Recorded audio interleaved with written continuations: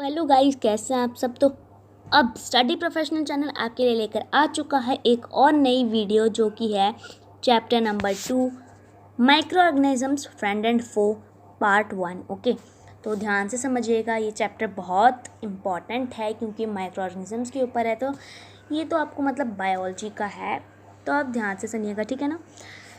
तो first of all हम देखेंगे तो माइक्रो ऑर्गेनिजम्स क्या होते हैं। माइक्रो ऑर्गेनिजम्स वो होते हैं जिनको हम अपनी अननेडेड आइज से नहीं देख सकते। अननेडेड आइज मीन्स अपनी आइज से नहीं देख सकते। उनको देखने के लिए स्पेशल इंस्ट्रूमेंट्स की यूज़ होता है, जैसे माइक्रोस्कोप या फिर मैग्नीफाइंग ग्लास। तो उसको हम क्या कहते हैं, उसको हम कहते हैं दीज आर माइक्रो ऑर्गेनिजम्स। इतना बड़ा लिखने की जगह हम यहाँ पर लिख सकते हैं दीज आर कॉल्ड माइक्रोब्स। ठीक है, तो हम माइक्रोब्स भी लिख सकते हैं, ठीक है। अब हम देखते हैं कि माइक्रो ऑर्गेनिजम्स को अच्छे से डिटेल में पढ़ते हैं। तो माइक्रो ऑर्गेनिजम्स अगर हम देखें तो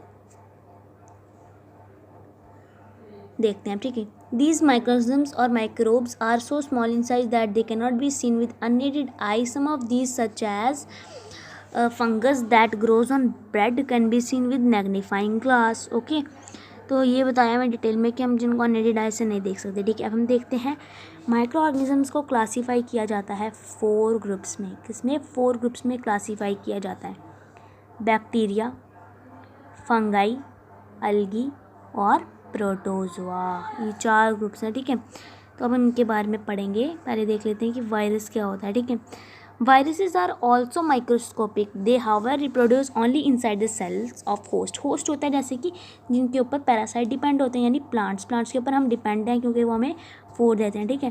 तो ये उनके बॉडी के अंदर पाए जाते हैं, जैसे बैक्टीरिया पाया जाता है प्लांट और एनिमल के अंदर, ठीक है। कॉमन वायरस जैसे कोल्ड, इन्फ्लुएंजा, कफ किसकी वजह से होता है? वायरस की वजह से। Serious disease like polio, chicken pox किससे होता है? वो भी वायरस से होता है। Dysentery, malaria are caused by protozoa. Dysentery और मलेरिया प्रोटोजोन से होता है। और टाइफाइड और ट्यूबरक्लोसिस होता है बैक्टीरियल डिजीज़ की वजह से, ठीक है। तो ये है, ये हमने बोला है कि 6th और 7th क्लास में पढ़ा होगा, अगर आपको याद हो तो हमने इसको 6th एंड 7th क्लास में भी पढ़ा था माइक्रो ऑर्गेनिजम्स के बारे में। तो अब हम देखते हैं नेक्स्ट। तो हमारा नेक्स्ट क्या है, हमें कुछ पिक्चर्स दी गई हैं, हम इनको एक बार अच्छे से देखते हैं। ये देखिए, ये बैक्टीरिया की पिक्चर्स दी गई हैं आपको। ओके, तो ये बैक्टीरिया की पिक्चर, ठीक है। और ये हमें दी है एल्गी, ये है प्रोटोजोआ और ये है हमारी फंगी, ठीक है। तो फंगी होगी। अब देखते हैं हम वायरसेस की पिक्चर, ठीक है। तो ये वायरसेस देख लीजिए, ऐसा लगता है जैसे इसको मशीन बनाया हुआ है, ये मशीन टाइप पूरे कंट्रोल होते हैं, लेकिन ये होते वायरसेस हैं, ये नेचुरली अकर होते हैं। ओके, नेक्स्ट है where do micro organisms live, ठीक है। ये तो पढ़ लिया कि होते क्या है, पर रहते कहाँ हैं ये तो पढ़े हम, ठीक है। तो micro organism may be single cell like bacteria, या फिर मल्टी सेलर भी हो सकते हैं एल्गी फंगी की तरह, ठीक है।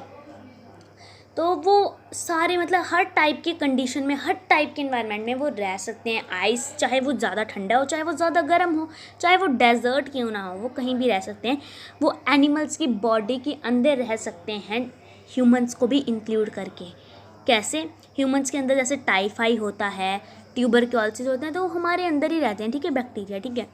तो माइक्रो ऑर्गेनिज्म अमीबा की तरह वो अकेले ही रहते हैं, जबकि फंगी और जो बैक्टीरिया है वो कॉलोनीज़ में रहते हैं। लिविंग कॉलोनीज़ मीन्स एक ग्रुप बनाकर रहते हैं, ठीक है। नेक्स्ट है माइक्रो ऑर्गेनिजम्स एंड अस। तो हम अब पढ़ेंगे हम और माइक्रो ऑर्गेनिज्म के बीच में क्या क्या मतलब कि रिलेशन है। रिलेशन नहीं, मतलब कि क्या क्या हम सौदा होता है ना, जैसे हम देते हैं लेते हैं, तो क्या फ्रेंडली माइक्रो ऑर्गेनिजम्स पढ़ेंगे, ठीक है। तो फ्रेंडली माइक्रो ऑर्गेनिजम्स बहुत काम के होते हैं, ठीक है। कर्ड अगर जैसे हमें बनाना हो तो कर्ड बनाने में भी काम आते हैं। हम नीचे भी पढ़ेंगे कि कर्ड के लिए कौन सी बैक्टीरिया यूज़ होती है, तो कर्ड के लिए यूज़ होते हैं। ब्रेड बनाना हो, ब्रेड के लिए भी यूज़ होते हैं। केक के लिए भी यूज़ किए जाते हैं। बहुत इनके यूजेस हैं। अब हम आगे सबके बारे में पढ़ेंगे। सॉइल फर्टिलिटी भी इसका एक फैक्टर है, इसके बहुत फैक्टर आगे पढ़ेंगे, लेकिन इसमें जो पैराग्राफ में बताया सॉइल फर्टिलिटी इसका एक मेन फैक्टर है। ओके, तो ये सॉइल को फर्टाइल करता है। कैसे करता है? Bye fixing nitrogen. ये सॉइल को क्या करता है? सॉइल की फर्टिलिटी इंक्रीज करता है, ठीक है। अब देखेंगे making of curd and bread, मैंने कहा था ना आगे पढ़ेंगे। तो कर्ड को किससे बनाया जाता है? ये याद रखना, curd is made by lactobacillus bacteria.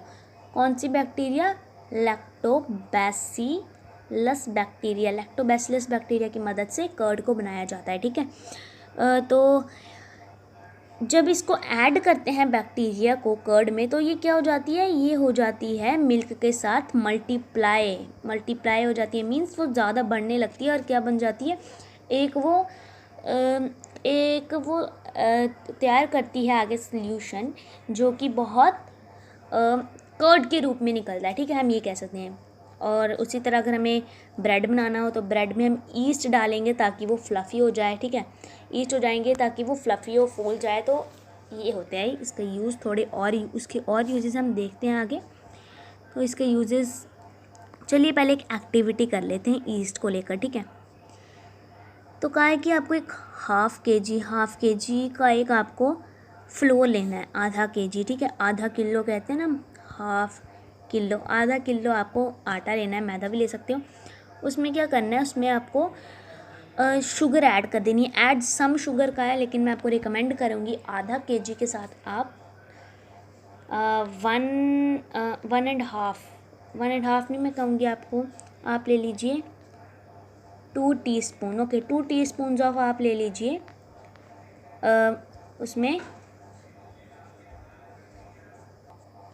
ठीक है। तो हम जब वो ऐड कर देंगे तो उसमें हमें क्या करना है, उसमें हम क्या करेंगे, वार्म वाटर के साथ उसको क्या कर देंगे, हम जो आटा होगा उसको हम क्या करेंगे, गूनेंगे, ठीक है, गूनेंगे, हिंदी में कहते हैं हम आटा गूनना। तो हम उसको करेंगे। तो देन क्या होगा, आप उसको 2 घंटे के लिए अगर आप उसको ऐसे ही साइड पे रख दीजिए आटे को, और 2 घंटे बाद आकर देखेंगे तो वो क्या होगा, जो डो होगा, जो आपका डो आपने रखा होगा, वो क्या हो जाएगा, वो राइज हो जाएगा। क्यों होगा, ये भी हमें नीचे बताया गया है कि क्यों होगा। देखिए, जब ईस्ट रिड्यूस करता है रैपिडली, चाहे 2 घंटे रखो, 4 घंटे रखो, वो होता रहेगा। तो क्या होगा, वो क्या करेगा, रेस्पिरेशन के दौरान वो कार्बन डाइऑक्साइड, इतना लंबा लिखेंगे, रेस्पिरेशन के दौरान वो कार्बन डाइऑक्साइड को क्या करेगा, प्रोड्यूस करेगा, और उससे क्या होगा, जो डो की वॉल्यूम है वो इंक्रीज़ हो जाएगी, ठीक है। तो आपको ये याद रखना है कि कैसे होता है, ये याद नहीं रखना कि आपको कि राइज हो जाता है, ये भी याद रखना है कि हाउ, ठीक है।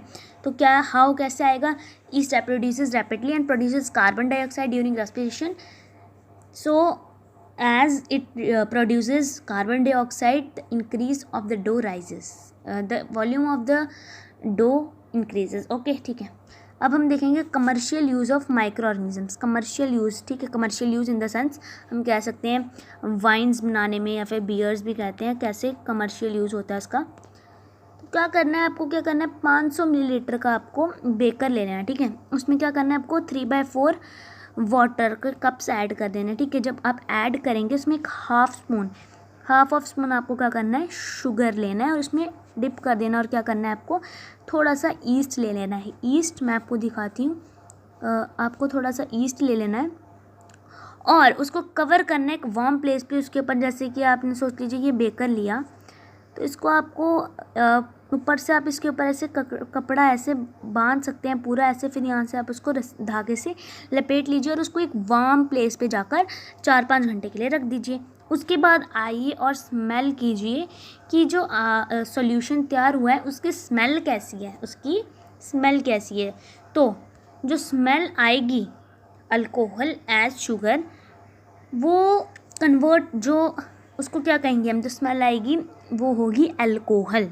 कैसे, जो शुगर है, as sugar has been converted into alcohol by yeast, okay, yeast के जैसे शुगर जो है वो कन्वर्ट हो चुकी है अल्कोहल में। तो इस प्रोसेस को क्या कहेंगे हम, इस प्रोसेस को हम कहेंगे फर्मेंटेशन, ओके। जो फर्मेंटेशन का प्रोसेस था, ये किसने किया था, लुईस पैस्चर ने इसको डिस्कवर किया था। 1857 में, ओके, 1857 में लुईस पैस्चर ने इसको डिस्कवर किया था। अब हम देखते हैं medicinal use of micro organisms. तो मेडिसिनल में यूज़ कैसे आती है माइक्रो ऑर्गेनिजम्स, तो एंटीबायोटिक्स के रूप में आती हैं, ठीक है। एंटीबायोटिक्स इन द सेंस, जो हमारे माइक्रो ऑर्गेनिजम्स होते हैं, अगर उनको हम बॉडी में रिलीज़ करें तो वो जो हमारे अंदर के दूसरे माइक्रो ऑर्गेनिज्म होते हैं हार्मफुल, उनको किल करती है और उनकी ग्रोथ को स्टॉप करती है, तो उनको हम कहते हैं एंटीबायोटिक्स। तो कुछ एंटीबायोटिक्स का नाम दिया मैं, जैसे स्ट्रेप्टोमाइसिन, टेट्रासाइक्लिन, एरिथ्रोमाइसिन, ठीक है। तो इनमें जो दो हैं, ये दो हैं, इसमें ओमाइसिन एंड ओमाइसिन का है, बाकी स्ट्रेप्टो एंड एरिथ्रो, ठीक है। एरिथ्रोमाइसिन, स्ट्रेप्टोमाइसिन और टेट्रासाइक्लिन, ओके। तो ये देख लीजिए आप, अलेक्जेंडर जो है, अलेक्जेंडर फ्लेमिंग ने 1929 में क्या किया था, डिजीज़ कॉजिंग बैक्टीरिया को डिस्कवर किया था, ठीक है। अब हम देखते हैं नेक्स्ट है हमारे पास वैक्सीन्स, ओके। वैक्सीन्स क्या होती हैं? वैक्सीन होती हैं किसी भी वायरस जो चल रहा हो, वायरस, उसके ऊपर वैक्सीन बनाना, यानी उसके ऊपर देखना कि उसको कौन सा बैक्टीरिया उसको किल करेगा, उस वायरस को, ठीक है। तो उसको हम कहेंगे वैक्सीन, ठीक है। तो वैक्सीन देख लीजिए, एडवर्ड जेनर जो थे, उन्होंने डिस्कवर की थी वैक्सीन स्मॉल पॉक्स के ऊपर। स्मॉल पॉक्स एक डिजीज़ आया था, उसके ऊपर डिस्कवर की थी वैक्सीन। कब की थी? 1798 में उसके ऊपर वैक्सीन डिस्कवर की थी, ओके। तो अब हम देखेंगे, ये आप ये जो पैराग्राफ है ये आप खुद पढ़िए, क्योंकि ये बच्चों के पढ़ने के लिए ये पहेलियाँ भूल चुके टाइप का है। तो इंक्रीजिंग सॉइल फर्टिलिटी, तो सॉइल फर्टिलिटी को इंक्रीज़ करने में भी ये काम आते हैं। कैसे? ये नाइट्रोजन को एटमॉस्फेयर से फिक्स कर देते हैं, ताकि जो सॉइल की फर्टिलिटी हो वो एनरिच और सॉइल क्या हो, फर्टाइल हो, ठीक है। तो इनको हम क्या कहते हैं? इनको हम बायोलॉजिकल नाइट्रोजन फिक्सर्स भी कहते हैं। क्यों कहते हैं? क्योंकि नाइट्रोजन को फिक्स करते हैं और प्लांट्स को के लिए फिक्स करते हैं। प्लांट्स की स्टडी को हम बायोलॉजी कहते हैं। तो अगर आप ये इस टाइप का कंक्लूजन नहीं है, लेकिन अगर आप इसको थोड़ा तोड़ के समझें तो ये अच्छे से आएगा। प्लांट्स की स्टडी को हम कहते हैं बायोलॉजी, और इनको बायोलॉजिकल नाइट्रोजन फिक्सर्स नाम इसलिए दिया है क्योंकि ये नाइट्रोजन को फिक्स करते हैं एटमॉस्फेयर से, इसलिए इनको बायोलॉजिकल नाइट्रोजन फिक्सर्स का नाम दिया है, ठीक है। तो ये कुछ इमेजेस हैं, हाँ, nitrogen fixing blue green algae, ठीक है। तो ये ब्लू ग्रीन एल्गी की आपको, ये ग्रीन है और ये ब्लू ग्रीन एल्गी की इमेजेस दी है जो कि नाइट्रोजन को फिक्स करते हैं एटमॉस्फेयर से। अब हम देखेंगे क्लीनिंग द इन्वायरमेंट। तो क्लीन इन्वायरमेंट को क्लीन करने के लिए कैसे काम आते हैं? आपको क्या करना है? एक एक्टिविटी करनी है। आपको 2 पॉट्स लेने हैं, उन दोनों पॉट में आपको आधा जो पॉट है उसमें सॉइल को डाल देना, और उसके ऊपर आपको मार्कर से, एक पॉट के ऊपर मैं करके दिखाती हूँ, ये एक ले लिया, ये दूसरा, इसके ऊपर मार्कर से A और B लिख देना और इसको हाफ सॉइल से भर देना है। एक में आपको क्या करना है? आपको प्लांट वेस्ट डालना है और एक में प्लास्टिक वेस्ट डालना है, ठीक है। एक में प्लांट और एक प्लास्टिक। तो आप उसको 2-3 हफ्ते बाद देखेंगे तो जो प्लांट वेस्ट वाला होगा वो डिकम्पोज हो जाएगा और मैन्यूर के टाइप में आ जाएगा, और जो प्लास्टिक वेस्ट वाला होगा वो भी डिकम्पोज हो जाएगा, लेकिन किससे? बैक्टीरिया जो उसके ऊपर एक्ट करेंगी उसकी वजह से वो डिकम्पोज हो जाएगा और वो प्लास्टिक को डिकम्पोज करेगा। इस वे में जो बैक्टीरिया है ये हमारे इन्वायरमेंट को क्लीन करने के भी काम आती है। तो इसमें पार्ट 1 में हमने बस इतना ही किया। क्या क्या किया हमने? माइक्रो ऑर्गेनिजम्स के बारे में हमने देखा, देन हमने देखा कि where do micro organism live, micro organisms and us, friendly micro organism. अब सेकंड पार्ट में हम पूरा मतलब चैप्टर कंप्लीट कर देंगे, यानी कि हम पूरा देख लेंगे हार्मफुल माइक्रो ऑर्गेनिजम्स के बारे में और आगे का। तब तक के लिए अगर आपने हमारे चैनल की चैप्टर नंबर 1 नहीं देखा है साइंस का, तो आप वो भी देख सकते हैं। तो हम नेक्स्ट वीडियो आपके लिए इसी की चैप्टर का पार्ट 2 लेकर आएंगे। Okay, bye guys.